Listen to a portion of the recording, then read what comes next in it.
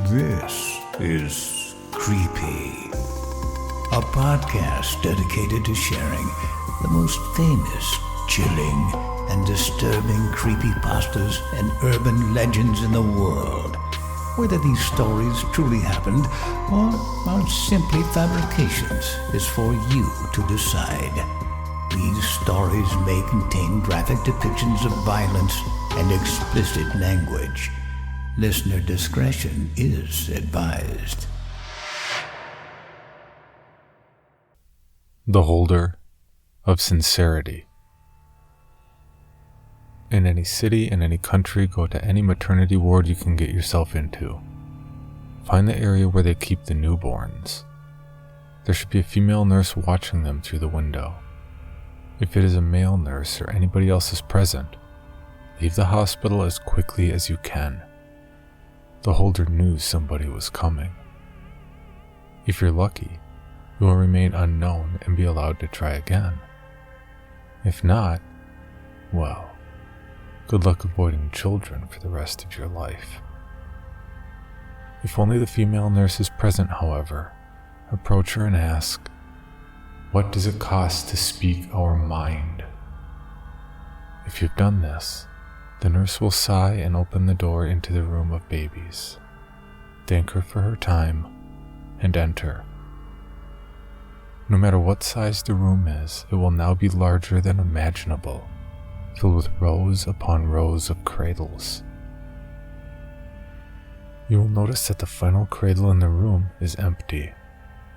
Walk to the closest one you see and check it for an identification card. It is easy enough to spot. If these cards are not present, leave immediately. If nothing arrives to stop you, you may try again once 9 months have passed, but entering any hospital before that time will lead you to an unspeakable horror. If you do find the card, you will notice several things. The card will bear the name of someone you have previously met, and 3 pictures. The first picture is the person as you remember them. The second is a picture of the person in the prime of life, and the third is a picture of the person after they have died. If this is what you see, you know it will be safe to continue. The holder is relatively kind, so he will let you choose your own path through this adventure, but only once. The babies in these cradles represent all the people you have ever met, ranging from people you have briefly met in passing to the people you love most. They are highly prone to suggestion, and the person they will become is entirely based on what you tell them. Your task is to go to each and every one of these cradles and tell the babies what they will become. You are fully welcome to lie to all of them, for their benefit or misfortune, without being harmed.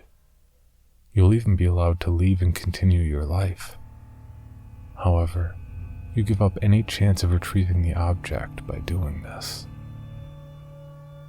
To continue on your task, you must accurately describe what you know about them, fully aware that what you say is bound to come true. This may not be very hard at first, but when you tell your friends and loved ones about the traits that cause them harm in the future, you will want to end your own life out of guilt. If you show this weakness, the holder will be more than happy to put you out of your misery, painfully. He may be kind, but he cannot tolerate people that hide the truth. After you have spoken to all the babies, wait at the empty cradle. If nothing happens, resign yourself to years of watching the lives of all the people in the room without you present. Life continues to move without you, and death will only claim you after the last person you have known dies. Unfortunately, these people will live for a very long time. If a doctor rushes in with a newborn baby, you know you have spoken correctly. He will place the child and the card into the cradle and walk away. The holder is pleased with you and is offering you one of the most merciful choices you have ever been given in your quest for the objects. You will quickly discover that you are the baby laying in the cradle, and the pictures on the card display you as the paragon of success, you as a corpse, and you as you are now. The picture shows the 3 actions you can take. The first action has attracted many seekers who feel they deserve a reward for what they have done. You can tell your infant self any number of lies about what you are, and what you say will come true, and more. If you walk out the door after that, you will be reborn. You will find that everything comes to you quite easily in life, and everybody clambers to be your friend. The truth is, this is because this is the only chance for them to feel any measure of greatness. You steal the skills and fortune of others to use for yourself, and they are left with the consequences. Your family will be stricken by poverty, paying for your many schools and interests. Your friends will be confined to lives far worse than what they could be living. Of course, this way means not only losing the object of this task, but forsaking all of the other objects as well. This desire will remain with you until it becomes too much, and you take your own life. You will be sent to the lowest levels of hell for endless torture. After all, you took the easy way out. Your entire life was a lie. But your afterlife serves as the ultimate truth. The second option is to kill your newborn self. This is one of the few ways to forever escape the personal damnation of the objects. By destroying yourself, you may even be found worthy of a peaceful afterlife, as your sacrifice prevented you from completing countless other horrors. However, even this ultimate gift of the holder comes at a price. Someone is bound to come after you, and it is certain they will unite them. The final option is the only one which will lead you to the object. You must tell your infant self nothing more than the absolute truth about yourself. You must tell him everything you love and fear, all your dark desires, and all your well-hidden secrets. Hold nothing back, for no harm can come to you at this point. Finally, you must tell yourself about the objects. Many seekers go mad at this point, as they realize there is nobody to blame for their obsession, as it is their own fault.